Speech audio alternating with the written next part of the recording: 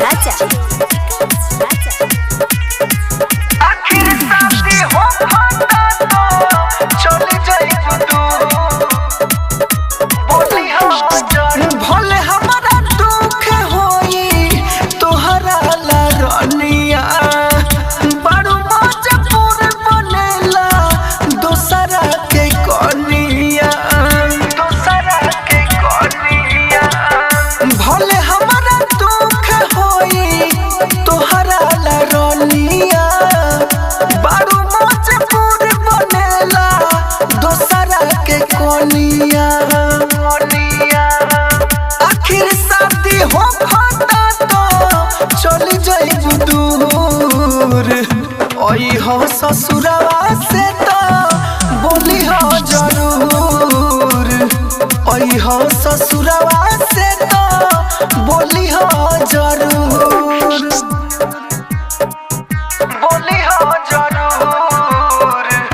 ओई हो ससुरवा से तो बोली हो जरूर तोहरा बिना मनावा के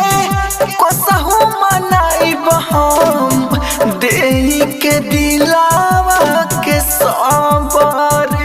देई के दिलावा के सबर बाकी एगो बात याद रखी हो गोरी तोहरे ला जिए तोहर लभर रोई हो ना हमारा बिना रखी हो सुहूर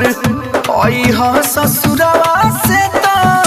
बोली हो जरूर ओई हो ससुरवा से तो बोली हो जरूर बोली हो जरूर